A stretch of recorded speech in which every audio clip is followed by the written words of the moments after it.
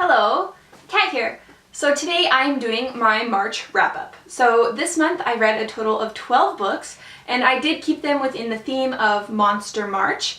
So without further ado, let's just get into the books. So this month's theme was Monster March, so that means that this month I read about aliens, vampires, zombies, and all that kind of good stuff. So I started off the month with a bang with War of the Worlds by H.G. Wells. I've just never read anything by him before, so I went into it not knowing what to expect. War of the Worlds was first serialized in the UK in 1897, and then in the US when it was serialized, it was released by Cosmopolitan, which I think is just a really cute little tidbit. So we follow an unnamed narrator, and the story goes all the way from seeing explosions on Mars to capsules plummeting into England, and then viewing the aliens, and chaos ensues from there. So overall, I gave it 2.1 stars out of 5. I had the most problems with the characters and the representation, i.e. there were none.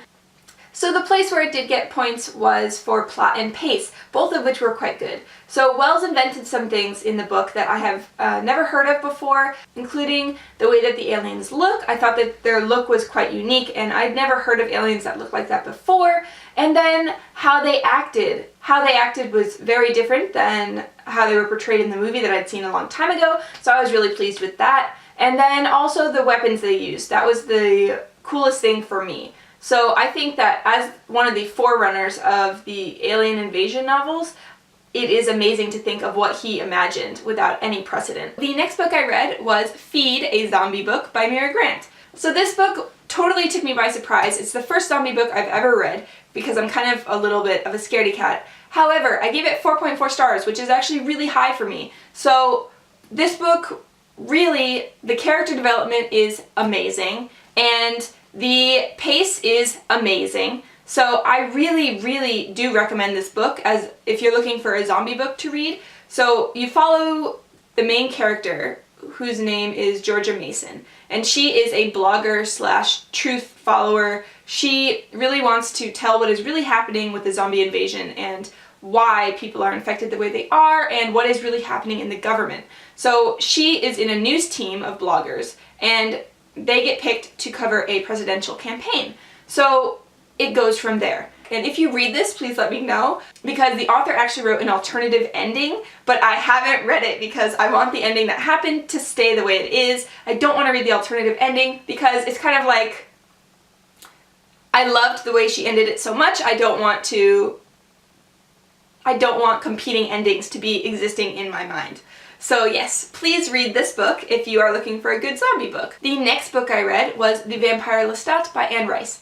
So this is the second book in the Vampire Chronicles. The first book is the very famous Interview with the Vampire, which I'm a horrible person and I have not read, I've only seen the movie. However, I saw this in our bookstore in Hiroshima and I just picked it up. They didn't have the first one for some reason, but yes, so it tells the story of Lestat's life. So in Interview with the Vampire, Lestat is one of the main characters, and then in this book, you go from his early childhood all the way up into past Interview with the Vampire and beyond that. So I thought this book was really interesting. It suffers from a heavy case of bookending. So in the beginning, can you see the little notes? Yeah. So in the beginning, she is the present, and it's really interesting. Lestat wants to be a rock and roll god, basically. And then you go back to the beginning and then all the way up to the front again. So you follow Lestat all around the world. So he starts off in his provincial France, and then he goes to Paris, and then he goes beyond, very many places. So the scope of this book is amazing. And one of the strongest points for me was just her world building and the amazing themes that she wove in. So like Druids and Celtic mythology, and then Egyptian mythology. So if you're interested in any of that, plus vampires, I think this is a great book for you. And the ending was sublime. So overall, I gave this 4.1 stars. And if you're looking for a very interesting vampire story with a lot of great, amazing world building, like so on point, then I recommend it. The next book I read was Dawn by Octavia E. Butler. And oh my god,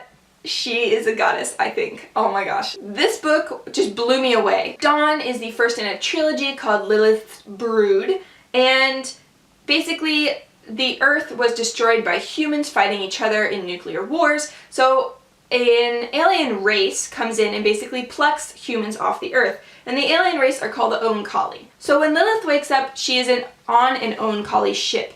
At first, she doesn't believe it and she thinks she's been taken by the KGB, which I thought was hilarious. So she quickly realizes that she is in a completely different environment from what she thought she would be waking up in. The aliens are really awesome. So their whole body is covered in sensory tentacles, and there's 3 sexes, a male, a female, and an Ooloi, which can genetically mutate any living creature and fix their genes. So the story goes from there. And I think the strongest point of the novel was the exploration of what makes something alien and what makes something human. And at what point does someone lose their humanity? So if you're looking for an alien book that is more mental than it is about physical and fighting aliens, then I would say please read this book. It is great. I gave it 4.3 stars. It's quite a strong book in my opinion, and I am really looking forward to reading the next in the Littlest Brood series. After that, I read Half-Blood by Jennifer L. Armentrout. It came up on my Kindle Daily Deals. The explanation said something about daemons, which are kind of like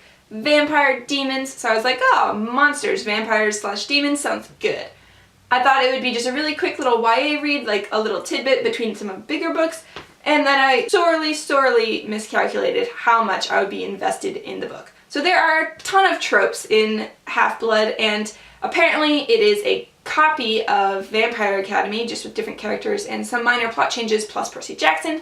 So I don't know, I haven't read Vampire Academy. However, I can tell you that even though tropes kept like walking by, I can't put it down. It's so tractable, it's so readable. So I gave it 4.5 stars overall. And actually when I finished Half-Blood, then I immediately bought the remaining 4 books and read them as well, straight through. So I actually read 5 books of that because there's 5 books in the series. So the series starts out and Half-Blood follows a girl named Alex, and she is a half-blood, which means that one of her parents was a pure-blood, a descendant of the gods and demigods, and then the other half of her is human. She's struggling to fit in a world where obviously there's pures, halves, mortals, and it's a world wrapped up in Greek mythology, so obviously since they are descendants of the gods, then sometimes the gods come down and mess things up.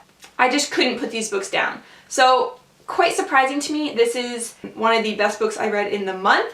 So if you are looking for a really good YA series that has Greek mythology, then read Percy Jackson and then read Vampire Academy, and then maybe give this a read because apparently it's them combined. So the next book I read was A Monster Calls by Patrick Ness. So I don't want to get into it too much because it's not that thick, so anything I say would really give you some ideas about it. So I will just read you the back real quickly. So, the monster showed up after midnight, as they do.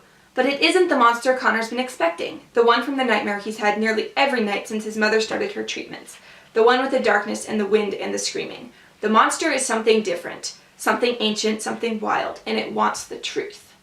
So, it follows a little boy named Connor, and his mom is sick, and there is a monster, and I think that's all I'm going to say about it. I gave it 4.2 stars. So the illustration style is not what I was expecting. I was expecting more rounded figures and maybe not quite as scary. But I think that it really suits the book and it really suits the emotions of Connor. So if you're looking for a children's book, or if you are looking for a book that deals with loss and how to deal with grief, then I think this is a really great book for you to pick up. Especially also if you are into illustrations, because I found them amazing. The next book I read was The Girl with All the Gifts by M.R. Carey. So this book is getting a lot of hype right now and it's being made into a movie, which I watched the trailer and it terrified me and I definitely won't be watching it as a movie. But it is a zombie book and it follows a young girl named Melanie. So Melanie is described as a very intelligent girl, a very precocious girl, and a very curious girl. And she slowly starts to bond with one of her teachers. There's also a doctor that is bent on solving the virus that makes people hungry, makes them zombies. And there is a sergeant who is obsessed with keeping the order. So the plot is driven kind of between these characters. Something happens and they are forced to travel together and things ensue from there. Overall, I gave the book 3.9 stars.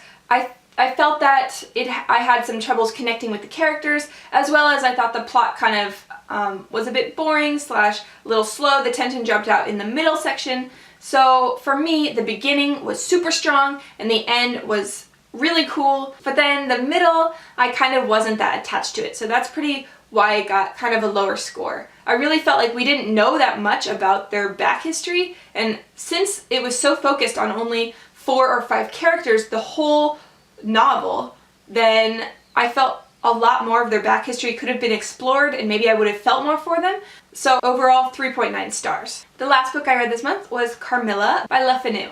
So it was written in 1871, which predates Dracula by about 25-26 years. So this is a very important piece of vampire literature and a lot of spin-offs have been done from it. You follow the main character, Laura, as she comes into contact with another young lady called Carmilla, and it goes from there. So it is shelved as a lesbian lit vampire book. Overall, I gave Carmilla 2.9 stars because of the world and the plot I thought were quite weak. So just because it's set in Victorian England, I was immediately going into it really on its side. Like, Victorian England is a very hard thing for me not to really get into, and I just found it was a little flat, and then the actual plot of the story was so slow, and then the ending just was so fast that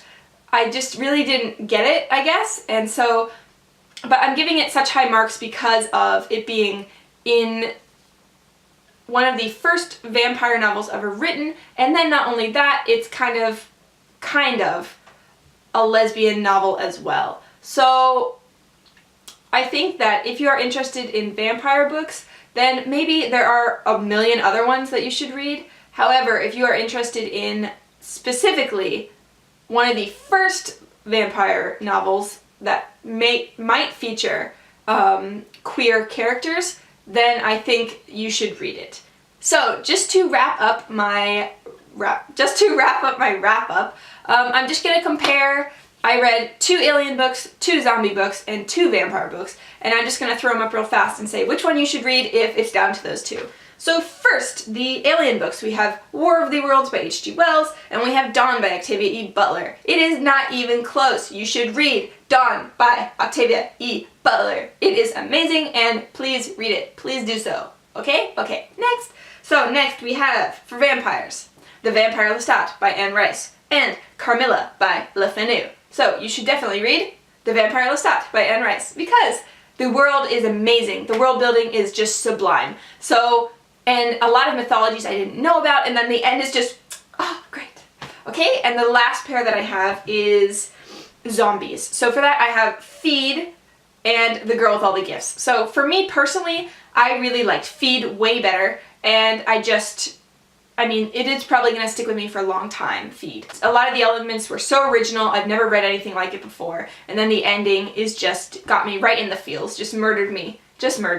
Yes, that is the end of my wrap-up, and please let me know if you're looking forward to reading any of these books, if you have read them. I will also leave the links for all of my reviews down below if you want to see them. So I hope you are having a most lovely day. I realize it is not March anymore, it is April, so happy April. I wish you the happiest of days and that you have a lovely time reading. So yes, I will see you later, and thanks for watching, and happy reading! Bye!